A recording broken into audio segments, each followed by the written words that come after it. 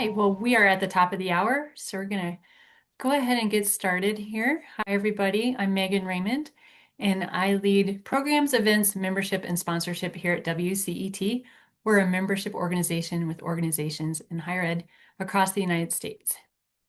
As we go through the conversation today, make sure to use the question box for your questions. Sometimes we have a very chattery group, which is great, but we tend to lose your questions. So put those into the Q&A and then we'll get to those as we can. And we will share a link to the recording, the slides, and any resources that were shared. I'd like to share with you our accessibility commitment. And then we will jump into today's webinar, Solving STEM Retention in Online Programs, Experiential Learning that Works.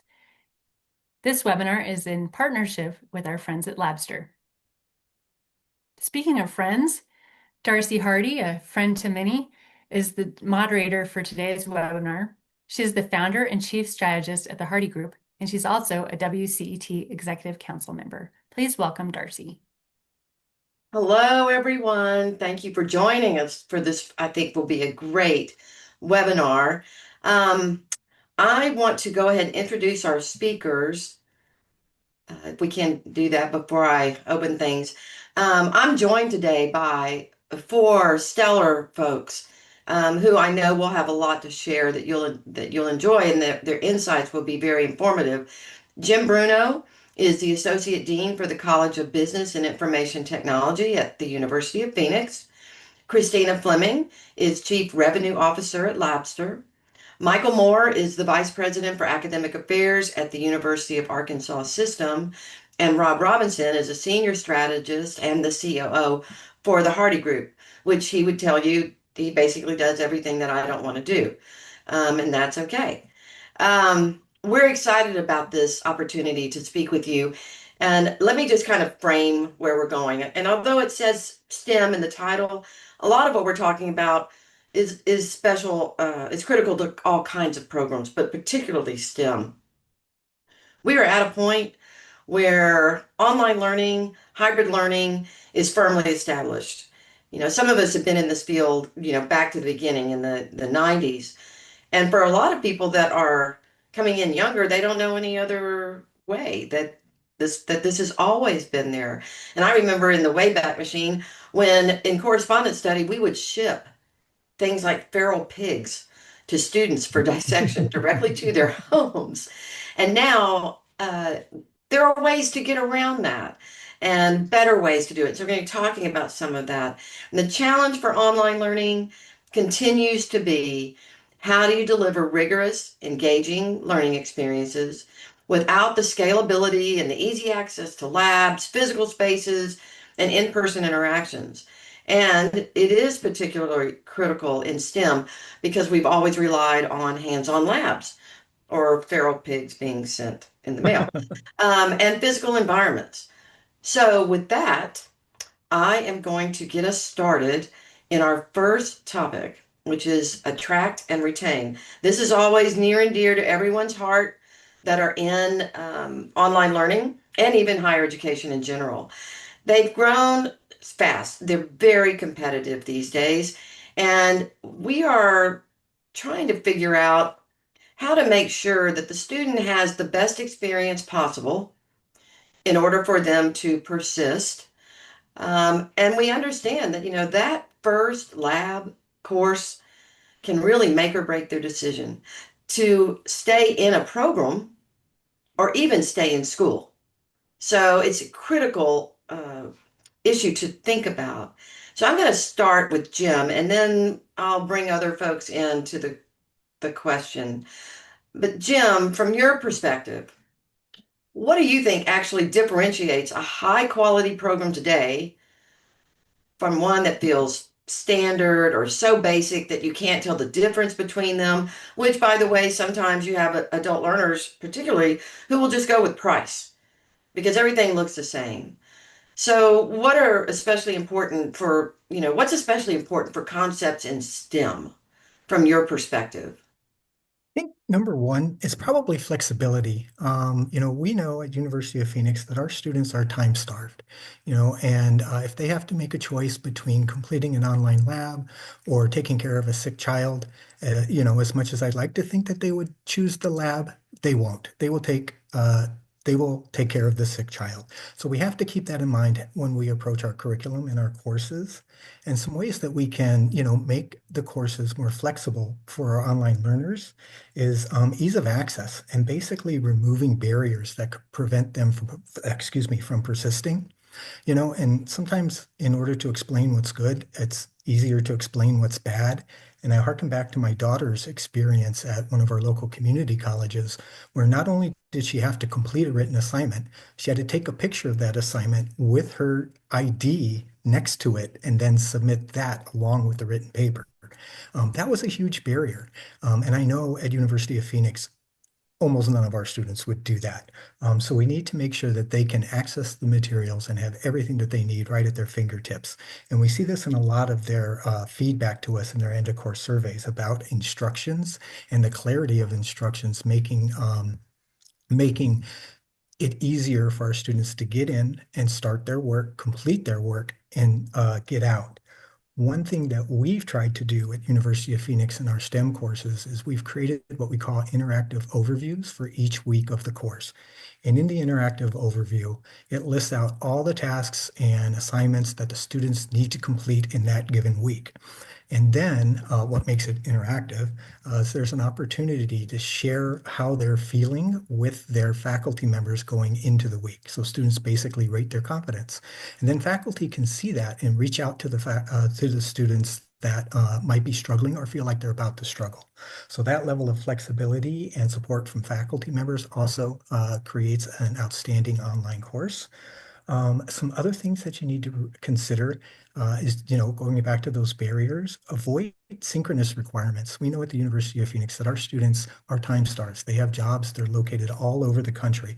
So having a requirement where they need to meet at a specific time and place is just a barrier that most of them cannot overcome.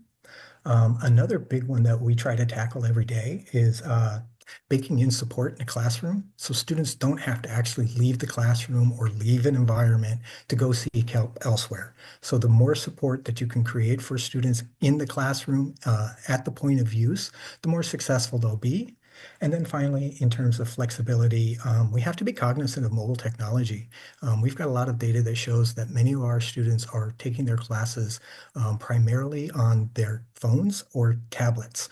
And let's be honest, not all of the technology that we are using in our classes are what I would consider mobile friendly. So you got to keep that in mind when you're designing your courses and you're thinking about flexibility for students and removing those barriers that are going to keep them from being successful. Thank you. And taking, thinking about what you're actually doing at Phoenix to help these students, there's also the issue of um, making your programs different, better, higher quality from a recruitment and marketing perspective. Michael, you have a long history of teaching online since the beginning. And I know that you've seen institutions using experiential or hands-on learning as a way to signal quality, but not just in the classroom, but in their recruitment, in their marketing. You know, how have you seen them? How have you seen these things happen to use experiential learning in their recruitment and marketing? Yeah, I think that's a great question and a topic for discussion, Darcy. And sometimes I'm struck, having been around this business for a minute or two now, how we kind of rebrand things. Um, you know, for those of us that are using the terms now, experiential learning, we've been doing this in the community college environment, for example, for years and years and years, right? That's workforce education. That's welding, cosmetology, hands-on. That's what we used to call clinical experience in some of the health fields. In We've got a school of public service, Clinton School of Public Service, and they demonstrate that with for field experience. And that, in fact, is one of their primary recruiting tools to get to your point outside of the classroom, because what they do is they send all their students both out into the field here in Arkansas and across the United States, but they also have to do an international recruitment. Those hands-on experiences that apply the education, I think get to one of the topics that's really at the central point of modern conversations, particularly among policymakers, coordinating boards, and things of that nature. And that's this ROI conversation. And while I don't always like the ROI conversation, because I think it's too frequently distills things down to the job dollar that gets earned, the wage, and it leaves off the things about the betterment of the community. I think the one thing that I think the experiential learning does and is relevant and helpful in those marketing efforts, recruitment efforts, is the ability to demonstrate relevance of what it is that we're doing in the classroom. And I see that increasingly important. I've got a stepdaughter at home. She's in a class right now, taking a full load of courses at her university, but not a single one of them in her mind is directly related to her major, right? They're not in her course prefix code, and she's having a hard time staying motivated because she doesn't understand the relevance. So in addition to that long list of very valuable things that Jim listed, I would also add that demonstrating the relevance of the course to what it is that the student's ultimate goal is. One of the things we learned at a previous institution was to make sure you could put a student in a major related course as soon as you possibly could. To borrow kind of a fishing analogy, you want to set that hook so that they are not just taking a bunch of core courses they don't think are relevant. I think that's what experiential learning does. It shows, even if it's just a light touch at the very beginning, it shows how what they're doing can be applied. And the good things that folks like Labster are doing are adding that ability to take virtual reality, simulation kinds of things, and expand it to situations where we weren't able to go before and really solve what I think is one of the critical issues with STEM. This will be my last point, where you had the issue of scale. Labs go down to 12, 15 seats in a lab from a mass lecture, and it's hard to do that on a campus. These virtual reality options, simulation options, is when we can move those into a digital space, which is a wonderful evolution, allows us to get more experiential learning, different settings, different types of people involved. It's a wonderful, wonderful development. I think it bodes well for the future of online education. And it's safer. I mean, you don't have Yeah, a for student sure. blowing up a lab and because they're doing It's something online instead. certainly better than shipping the box of rocks that we did when my very first geology class that we did years and years ago. So we've talked a little bit now about some examples of how retaining the students, by using experiential learning and now also by letting people know that you have this type of learning going on at your institution and in your STEM programs as a recruitment or marketing tool. And Chris, I'm going to come to you because I know Labster works with over 1,800 institutions right now. And so when those schools are trying to attract and retain their online students, what do you see the leaders doing differently, particularly for STEM programs? Yeah, I mean, a lot of what has been shared is what we're seeing our customers, the customers of Laps are doing in that they are promoting the fact that they have this opportunity for experiential learning, or in our case, the opportunity to get hands-on learning through virtual labs. And they're using that, frankly, as a differentiator, because I think the signal is that they're taking an innovative modern approach to the online program and the way in which they're delivering that program. And that's a signal to the student that this program is not just going to be an opportunity to experience the curriculum, but also to show that you can do do the concepts and bring those into a future pathway. We think that we know that our customers are basically saying that the students can see that they're not just taking an online course, but they are actually able to do the work before they graduate and show that through mastery. So they're using that in their, as you said, in their promotion materials and in the ways in which they're recruiting new students. Excellent.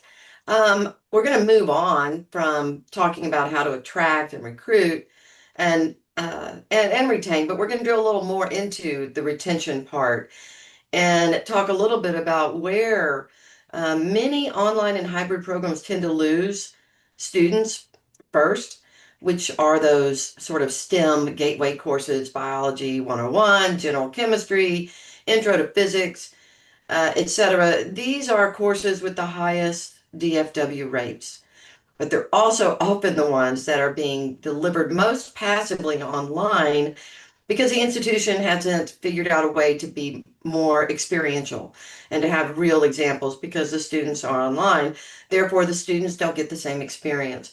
So I'm going to ask everyone on the panel for a quick thought on why do you think Gateway STEM courses continue to have such high DFW rates online, even if the institution is investing significantly in course quality, may or may not mean an experiential learning, but they're high quality courses.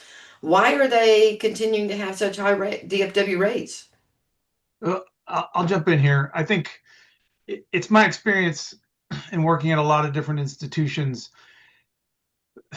The way I characterize it is this: student success has different meanings, and there's a little bit of a discipline difference to that. Where, and this is overbroad, and this is the world according to me.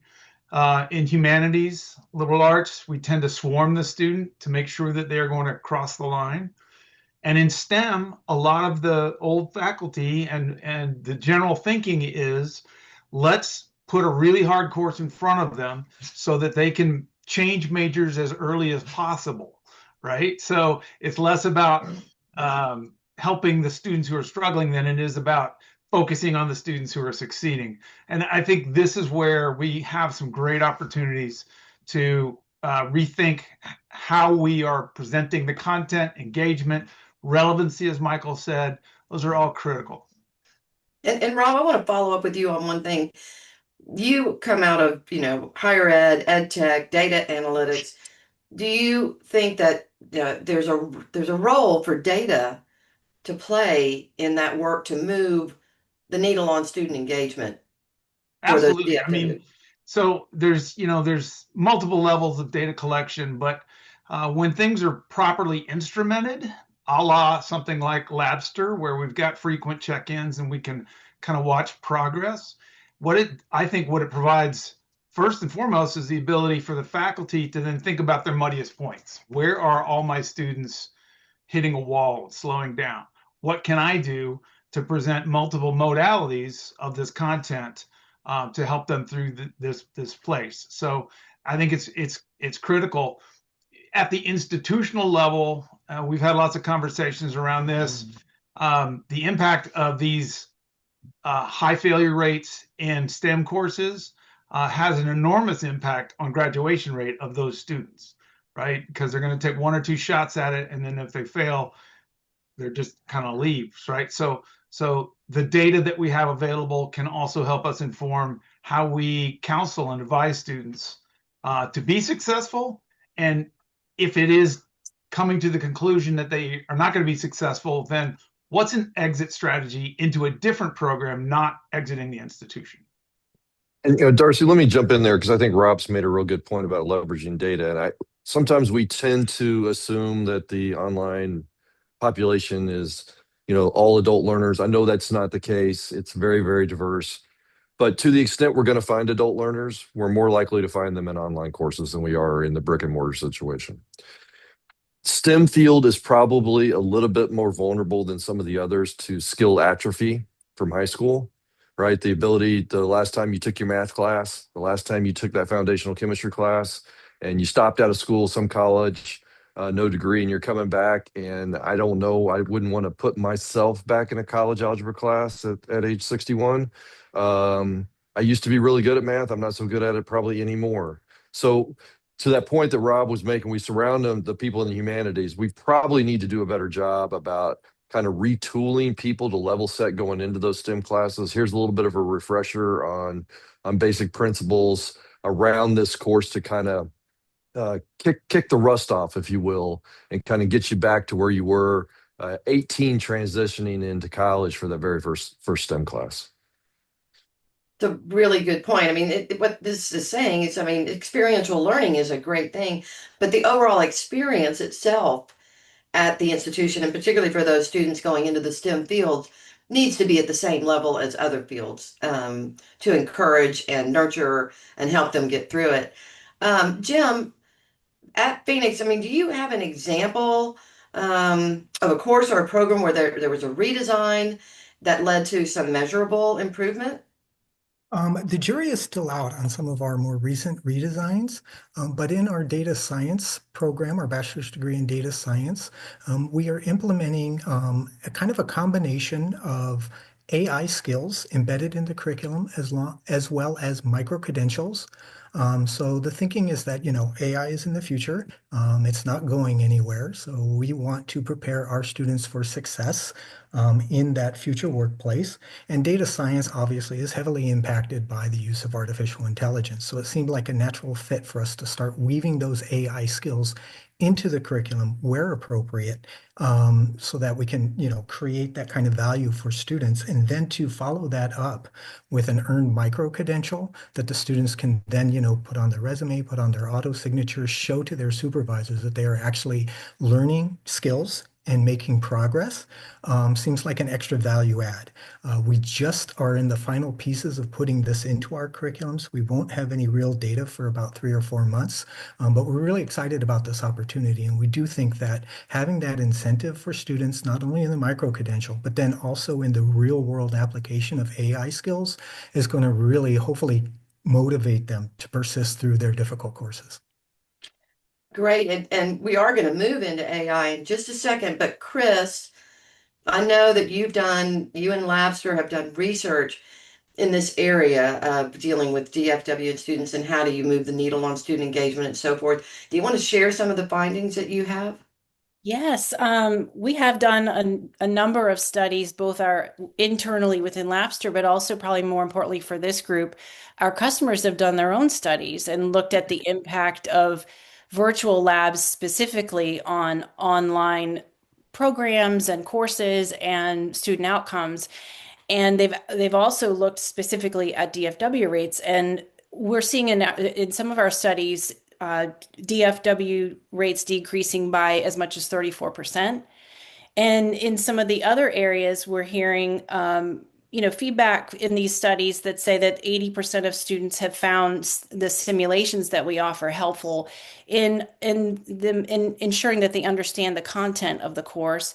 And then also, of course, we've looked at knowledge gains where we've seen 89% of students demonstrate knowledge gains, and we've measured that through pre and post assessment. But I think for me, the most exciting piece and kind of gets underneath of what's going on here is research that has shown that students that have had the opportunity to have a virtual lab as part of their STEM course, especially in the gateway course environment, that they're 4 times more likely to pursue STEM in their career and 5 times more likely to continue seeking new STEM courses in their academic journey. So this is saying that they're having an opportunity through the virtual lab and through as part of this entire course curriculum and experience that's really deepening their understanding and deepening their confidence and deepening, frankly, their enjoyment of STEM, which we all know can be tough at times, and it's allowing them to pursue it more rigorously later on in their careers. Excellent. I love that you guys are doing this research because I think it's so important. Let's go ahead and move into talking about the elephant in the room, AI, and academic integrity. It seems to be top of mind for everyone, and it probably should be. It's not going away. It's not a question of whether or not the students have access to AI. They do. They're going to keep using it. But all of this AI has really changed how we build assessments. Multiple choice quizzes, written responses can be a challenge. If you don't have good policies in place, that's a challenge. But the question is, how do you design learning, including instruction and assessments, that still require critical and authentic thinking and demonstration in this era of AI? So, Jim and Michael, I'm going to ask you two to respond. Jim, you first, from an institutional perspective, how has the rise of these tools, these AI tools, changed how your institution thinks about academic integrity? And, how is that specific to STEM programs? Well, the University of Phoenix has taken I'd like to say it's a different approach, but I'm not quite sure how many other institutions are taking this approach. But essentially, we're trying to have our students and our faculty members embrace AI technology. As you mentioned, it's not going anywhere. And it is going to be a tool most of our students are going to be expected to be able to use when they get out into the workplace. So the university is tried to kind of shift the conversation away from AI being solely used for its cheating tool, but more to use it as a tool for learning, a tool for support, and a tool for professional success. So we've invested a lot of effort into creating an AI policy for students that outlines for them specifically what is acceptable and what is not acceptable when they are using AI, and outlines the requirements for, basically citing or giving credit to the AI that they may have used in the creation of their assignments. So our goal really is to help them use the AI ethically in that academic setting. So we've created a detailed policy for students and for faculty. We have a Center for AI Resources that has tools and policies and micro learnings available for students to kind of wrap their head around the expectations for AI. And now we've moved into a second phase where we're starting to train our faculty on those expectations and giving them the tools that they need to be able to encourage appropriate use from students with AI, as opposed to taking a solely punitive approach to using or tracking artificial intelligence in the way that students are using it in the classroom. Which is great. And I love what you're saying about, it's the institution itself that has to take a stand first Correct. and have some policies, in my opinion, before individual courses and departments and colleges and schools are making theirs. The institution has to take a stand. Michael, from a system perspective, um, how are you seeing your institutions think about academic integrity with all of these tools in place? Yeah, it's a complicated question for us because we're such a diverse system. We have, in the entry level, a gifted and talented high school, all the way through a med school, 9 community colleges, 5 4-year schools, and they have tremendous resource differences in terms of their ability.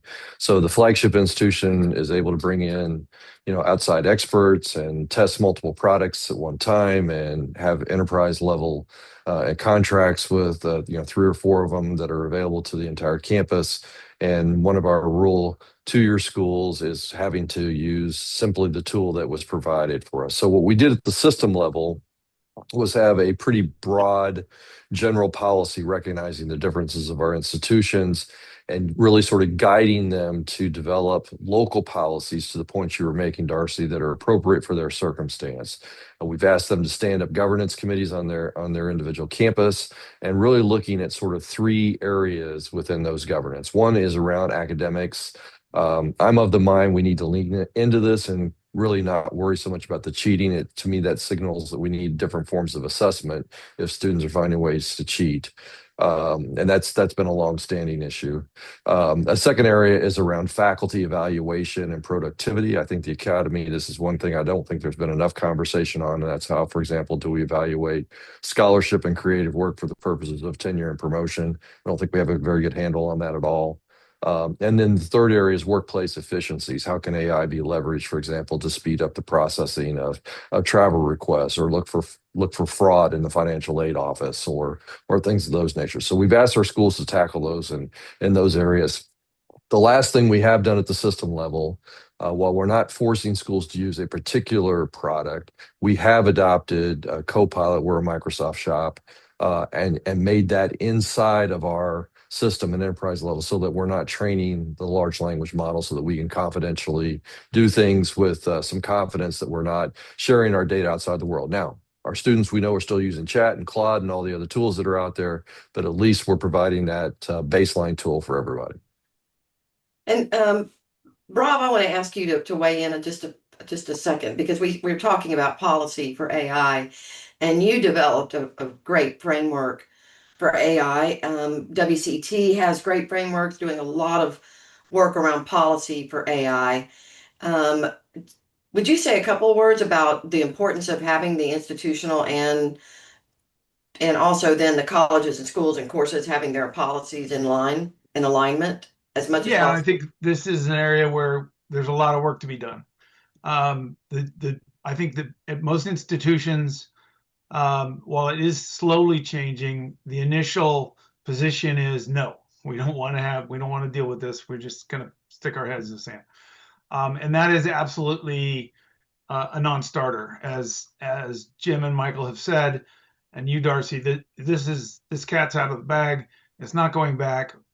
I think there's an inherent component of our responsibilities as institutions to help students know how to use these tools because they will be using them in the workforce. And so that goes back to policy, right? So if we have let a thousand flowers bloom, then you're going to have some faculty that are like King's X, no way, and you're going to have some that are leaning into it and being very innovative. We want to have the innovators lead the way, but we don't want to have such strict guardrails in place that no one can innovate. So I think it starts with an institutional policy that acknowledges that that there are going to be differences. There are discipline differences in how we might want to think about the set of AI tools. But at base, I think we've already kind of talked about this. We need to rethink how we assess across the disciplines because there are many opportunities to help the students engage in their learning without taking the shortcut of using AI to produce some work. And for the folks that think, well, surely there's an AI detector, none of them work, right? And there are liabilities of false positives. So if you accuse a student of using AI and they didn't, then you have an institutional liability policy on your hand. And oh, by the way, there have been a couple studies that show that neurodivergent students tend to write like AI. So if you think you can detect it by the use of certain words, you're probably going to miss the mark. So I didn't really answer your question, Darcy, but that's kind of Close enough. Close enough. I just wanted to get the policy stuff in there too. And Chris, I want to come to you because your thoughts on how experiential or hands-on learning approaches, quite frankly, things like Labster, platforms like that can help ensure the authentic student work and reduce the opportunities for AI misuse. Can you reflect on that? Yeah, absolutely. I mean, one of the biggest shifts we're seeing when it comes to assessing, the students' knowledge is moving away from this idea of recall and kind of the traditional approaches towards performance. So it comes down to don't just tell me what you know, but show me what you know. And that's really where an interactive lab experience in the STEM arena can really be helpful because what we're doing is we're having, students are basically on a mission in the case of a STEM lab, and they're making decisions inside of that simulation, which we can monitor and see. They're applying those concepts in context and they're demonstrating their understanding through the actions they take. So it's not so much about, creating answers as it is actually doing the tasks that have been assigned and then watching how they make decisions through those tasks. And it gives us an opportunity for a much richer view of performance when it is in a hands-on kind of environment. I jump in a little bit, Chris. I think that's absolutely right. And I think one of the more successful assessment shifts that we're seeing is moving away from infrequent high stakes assessments to more frequent lower stakes assessments. And the Mhm. great thing about these kind of labs is that the students can fail. They can fail multiple times. And if you're not, it's like the one time you get to do this and then you missed a step or something. No, you get to practice, right? That's the great thing about this. Absolutely. We talk a lot about the ability for them to make mistakes in a safe environment, and whether safe being in the physical environment. They're not going to hurt themselves if they make a mistake, but also safe in that they can make a mistake on their own time and not necessarily in front of their peers. And that really helps to build that confidence that they need to succeed in the course overall. Exactly. So let's move on to our last topic. That was great. Our last topic is about workforce readiness. And I have to start by saying, for some institutions, they don't want to hear that. They're not there for preparing people for workforce. They're there to prepare students to be good citizens and contributors to global economy or whatever it might be. But in reality, one of the reasons why people are questioning the value of higher education globally is it giving their daughter or son or themselves the opportunity to grow in their field and to have a career? When I worked in the Department of Labor, I was working on the TACT grant program, which was a $2 billion grant program under the Obama administration that went to community colleges. Some of you that are from community colleges in the US may have received some of that, but it was all about using online to help prepare the workforce. But are we doing that? Is our approach to doing our online programs, and especially those focused on STEM, are we actually preparing them for what comes next? We just talked about the fact that we should be preparing them for AI. That's general, but are we preparing them for what's coming next in their workforce or career journey? So this first question is for all of you. Whoever wants to jump in, we can talk about it. What do you think employers are actually looking for in STEM graduates today? And where are our traditional programs, particularly online, falling short? And I'm just opening it up to whoever would like to jump in. I know you all have an opinion. Can I go first? You may. All Please. right. Well, I'll start, by acknowledging that the University of Phoenix is, we are teaching, our primary mission is to prepare students for professional success. I mean, obviously, we want them to be good citizens. We want them to be well-rounded individuals, but our primary mission is to prepare them for success. And so, we've done a lot of work trying to align what employers are asking from graduates and aligning that with our curriculum.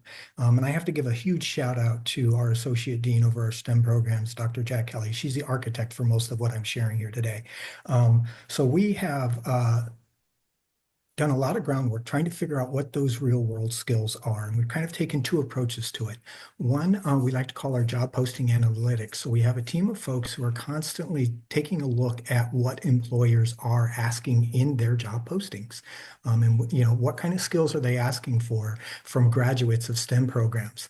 And so then we try to align those skills with the outcomes in our courses. And we iterate on this probably once or every 2 years or so. We revisit those skills to see if there's shifts in what employers are looking for from those STEM graduates. And then we start making modifications to our curriculum to reflect those changes. The second kind of approach we use, and this one is a lot more touchy-feely, if you will, is we have industry advisory councils for our programs. And basically, they are a collection of industry experts from a variety of different fields who come in twice a year and inform us about what is going on in the industry, how that could impact our curriculum, what are they looking for from graduates, in what are they not seeing from their graduates? And in our environmental science program, I think is a great example because we've had a lot of success using our Stellar Industry Advisory Council to inform what we're doing in our curriculum in regards to workforce readiness. And it's things that don't necessarily show up in a job posting analytics. So for example, we learned from our IAC that when they see graduates coming into the environmental science workforce, many of them struggle with simple things like reading regulations or submitting permits, which is an essential job skill in a role like that. So what we did in the area of reading regulations, we embedded a little video series in one of our courses. It's about 3 little microlearnings where we have faculty members in our STEM programs come in and talk about their experience with regulations and how they approach reading and interpreting regulations. And then we follow those up with little assessments where the students actually have to read a regulation, go out and find a regulation, read it, interpret it, and present their findings to the faculty members. And in another instance, we determined, the Industry Advisory Council kind of shared with us that there's a lot of negative perceptions around extraction industries like mining, and they see a drop off in applicants because folks don't want to be associated with mining. So one of our next strategies right now that we're working on is how do we weave that into our curriculum? How do we remove the stigma associated with extraction industries to hopefully not only encourage our students to participate in a job like that, but prepare them should an opportunity like that arise. So that's some of the things that we're doing in order to prepare our students for future success in Mentioning workplace. the industry councils, there are too many four-year institutions that are not doing that, in my opinion, for some of their particular online programs in STEM to have those conversations. Michael, what do you think employers are looking for in a STEM graduate? Well, great question. Some of the STEM fields, it starts with competence, right? It starts with that license that they get from their professional association that permits them to be a nurse, for example, or it's the competence to work in a lab setting and run the particular equipment. Um, in a previous life, I spent some time going around the state and trying to ask employers what they wanted from college graduates, and there was an awful lot of talk around soft skills. Sometimes we're calling them durable skills because that sounds better, I guess, than soft skills. That they would say, we'll train them to do what we need them to do. I think this is outside of a setting, say, for example, in nursing, where you have to have certain licensure scores in order to get in it. And I am going to say something here that's a little bit of a contrarian point of view, which I know will surprise you, Darcy.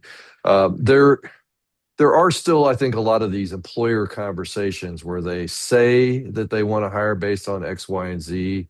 And at the end of the day, they're still hiring based on whose letterhead that transcript is coming from. So I think there needs to be the academy can do some work in this. We can help educate them, but the ability to really work with employers and see if they would be willing to hire blindly based without knowing which institution they could. In other words, two students come forward, they present the same set of skills, or one has greater credential set than the other. Would they choose student A over choose student B without knowing the institution, and then reveal that the institution B may have been the fully online institution or the small regional college? I still think there's a disconnect there from what employers say they want to do and what they actually do, particularly further up the hiring profile you go. I totally agree with you. And I'd love to run a study like that. That would be very eye-opening, I think, for a lot of people. Chris, I'm gonna come to you next because Labster, you see how the students are reacting to the experiential learning opportunities that Labster provides them. So they're building their technical skills, but this whole confidence kind of thing for students and building that confidence, what do you see there with the students in schools that are using Labster? Yeah, I mean, what we've heard time and time again, whether that's in formal studies or just, interacting with our customers and with students, is that the opportunity to have an immersive learning experience, and in this case with virtual labs, is essential to building confidence. And 90% of students are saying that their opportunity to use the virtual labs built their confidence in their course. And that's been kind of a repeat feedback that we've heard time and time again over the years. But I think, I step back and think, why is that? And it's really a little bit of what I mentioned a moment ago and what Rob brought up is it's this ability to go into a space where you can practice these tough concepts, make mistakes, literally have something blow up and you don't get hurt, your classmates don't get hurt, and you learn from that mistake. And we all know that a lot of the learning happens in our lives around the times that we made mistakes. And so that space is where they can do that and they can do that safely, and then reflect on what occurred in making that mistake, and then adjust for the next time and practice and retry, and do this in such a manner that they build that confidence so that when they go to apply that skill in a physical environment or in their future career, they're feeling so much, so much better about their ability to accomplish the task. I really think that sometimes confidence is like half the battle, and underestimated in terms of its power around achieving the outcomes that the student is seeking. So I would argue it's really the beginning of success, and ultimately the success in that STEM career. Well, and it all of what we're talking about right now, it goes back to retention. Hmm. It all feeds back into retention and persistence for the students. So I really like the conversation about confidence because I'm a very affective kind of learner, and building that confidence is critical for your students to feel successful. I have a question for everyone who's on this webinar, and you can just drop it in the chat if you have something to say. Um, if you were thinking or were going to talk to someone who was thinking about redesigning a course or a program, particularly in a STEM field, what is the one thing that you tell them to start with? Just drop it in the chat. Where would they start? So while you're doing that, uh, I'm going to thank our panelists. We're going to open it up for Q&A in a moment after I want to see some of these thoughts that are coming in. If I can get to the right chat window for me. Here it is. Relevant scientific method.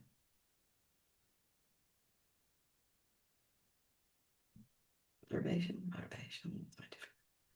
And the So point of you're not, asking, I'm sorry, go ahead. oh, you're not asking what content would be presented first. What? No. It's more Okay. like, I'm starting way back at the beginning and you're just thinking about doing a redesign. What do you think of first? And the reason why that question is important for a group like this that's on this webinar is because each person may have a different opinion about where they would start. And I think it's helpful for others to see what other people are saying that they may not have thought of. So when you receive this, uh, the recording, will the chat be in there too, Kim or Megan? We'll go through and pull out anything relevant. Okay, so that people can see what others had said about that. So let's go ahead and go into the Q&A, and I'm going to lean on Megan and Kim to tell me which questions I should be asking. I would start at the top. There's some that were really pertinent, and then Okay. of course there's a question from the other Dr. Hardy wanting you to take her under her wing. Now, I believe she said adoption, and I think that's because she either must know how much I do with my kids and my grandchildren and how many fun things we do. I doubt if it's for academic reasons. Um, okay. Uh, is Labster considering expanding into workforce development areas like manufacturing or healthcare? That's a Chris question. That's definitely something that we have ongoing conversations about around how best to serve, and so workforce as it applies to STEM is our focus now. But it's you can quickly see how it kind of expands out into new areas. So we're constantly looking at ways that we can expand and have more impact. Great. That's a good response. So those of you that were talking about, I think it was Jim and Michael maybe, about having industry committees or councils or people to advise on the curriculum. The question is, do those advisors also teach or should they teach some of the courses or be guest speakers, or how do you handle that, Jim? Well, part of our requirements is that they are not faculty members or they are not employees of the University of Phoenix. So we make a concerted effort to go out and find, you know, honest to goodness industry experts from different companies like Fidelity Investments, Salt River Project, that's local utility here in Arizona, not necessarily academics. We do find the occasional industry advisory council member who does teach for another institution, but for the most part, we are looking for industry professionals higher up in organizations that can really inform us about what is going on in that industry. Michael, anything? Um, you know, I don't have a problem with the industry experts teaching occasionally as part of the curriculum. Um, but I think sometimes there's a temptation to think that just because you are a doer in the field means you can also teach. There is an art and a valuable art to mentoring and working with students. So over the course of a curriculum, it's not uncommon for some of our institutions to have sometimes we call them professor in practice, associate professor in practice. It's somebody from the field, a working architect, for example, or somebody that's a practicing social worker. I don't think the entire curriculum should be composed of people that are professors in practice. They're often the ones in the field are not typically able to deliver the foundational theoretical underpinnings of a degree that are so important. Okay.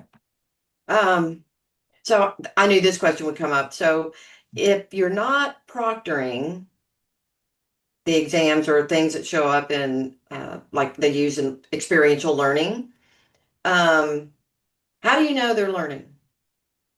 That they are the ones learning. And it's sort of the authentication thing. Um, so how do you know? Well, it assumes, first of all, the question assumes that exams are the only way to assess learning, um, which I think is increasingly a suspect way of evaluating learning. I mean, if you want to stick to the multiple choice tests or something like that, that's fine. But if there are authentic ways of assessment, and so having the demonstration occurring of what they've learned, the field project, and working alongside the student, there's lots of ways of assessment. Um, that would be where I would start. Megan, Yeah. did you want to add something to that? No, Oh, okay. I saw. I plus one what Michael said. Okay. +2, Yeah. 100% agree. Agreed. And I think it's two separate issues, frankly. There's authentication and there's assessment, right? And there's plenty of ways that we can authenticate that the user is who they say they are. But again, going back to the importance of the experiential type of approach and shifting away from high stakes assessment to lower stakes assessment, more frequent assessment, you're doing a lot of positive things. You're giving the student a ton more feedback. In the old school days, if you failed your midterm, it was too late. You were going to fail the class, right? So I want to be able to understand where I'm having problems and give me the ability to practice that. And that's what these labs do. Excellent. Here's one that I think is a good question. Someone is asking if you could share some examples of how you can modify things in a class in order to maybe include some experiential learning. Do you have any examples? Jim, you're on campus. Yeah, it's actually one of the underpinnings of the way that we approach our assessments.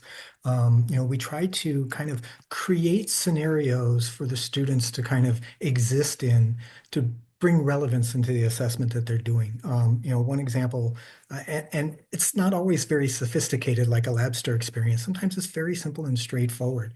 We have a situation where we want the students to talk about or tell us or show us that they know lab safety protocols. So rather than just saying, hey, give us a list of 15 lab protocols, we'll couch it in a situation like, okay, you are a veteran employee at a lab and you have been asked to give a training to a bunch of new employees who are just starting at the lab, and you've been asked to cover specifically lab protocols.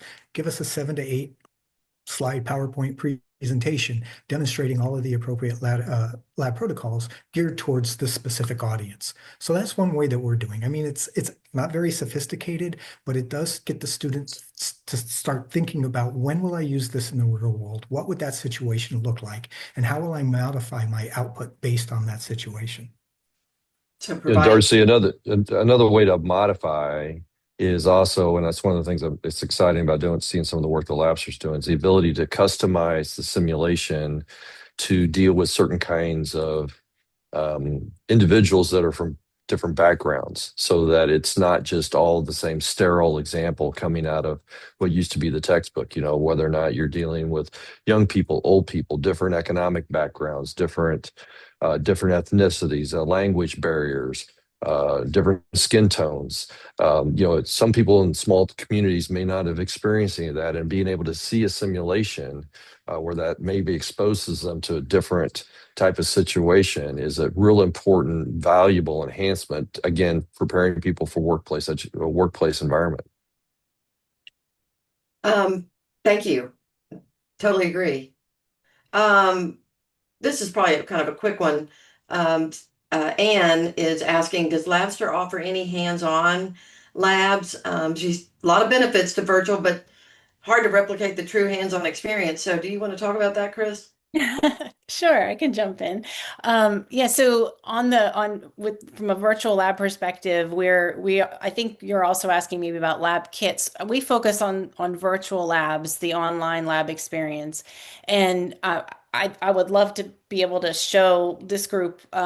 Maybe we can follow up with a link of a sample demo that you can go in and see what the experience is like. It's quite hands-on. I mean, you really do get the sense that you're inside of a space that is a lab that has all of these, components of the experiment that you have to go through and try and succeed at, and as we talked about already, have an opportunity to make mistakes and correct on this mission to complete the lab. So it does feel quite immersive in that way. I think that, also what we've heard is that the kits now, it's hard, as many of you probably have condensed timeframes that you have to deliver your course, the kits and receiving them in time and having the students actually complete the assignments, all of that can feel rather compressed. So the virtual lab allows your students to get in like right away and start working. So, but right now we're focused on virtual. And not blowing anything up. I That's like that. right. In Hey, your own Chris, kitchen. can I Yeah, weigh go in on ahead, that a Jim, and little then we're bit? going to wrap it Because up. okay, we used to use the hands-on labs where we would actually have them shipped to our students all over the country. And the logistical nightmare that you described was well worth giving up in order to have the immersive environment in Labster. I mean, it's a great trade-off, and we won't go back. It's too much of a headache. Well, with that, I knew the hour would go by quickly, and I knew there would be great information. I hope everyone attending enjoyed it, and I think we got to almost all of the questions, but I'm sure you could do a follow-up with someone if you had a specific question. So, Megan, I'll turn it back over to you. Yes, and I just want to add, I heard years ago of an institution where somebody got their lab kit in the mail and didn't realize that's what it was, and they put it under the tree, only to open it as a gift several weeks later. So, +1 on the virtual kit. Again, thank you so much for your participation. Great questions and conversation, so much to think about. If you're new to WCET, check us out. We are the leader in the practice, policy, and advocacy of digital learning. We've done a lot of great work around AI, and we're here to help make sense of the confusion that's happening at the federal level. So check us out, tons of great resources. We will share a link to the recording, and we'll comb through the chat and be sure to share back. Thanks for everyone's Again, time. Thank yeah, you. thank you. I'm not Thank done. you. Don't go yet. I Oh, just want Okay, sorry. sorry. I paused so that you could read about our next webcast, which is coming Oh, up on May 13th about assessment outcomes. So plenty of you in the audience will be interested in that. And then we just opened registration to our annual conference today. You are all the first to hear that it is live. So make sure to get in there and register and join us in Minneapolis. And lastly, I want to thank our annual sponsors. They really make a lot of the work here happen. So we are very grateful to their partnerships, as well as our supporting members that underwrite what we do here. Thank you for being here, and thanks for learning more about Labster's good work and hearing from our participants. Thanks, everybody. Have a great day.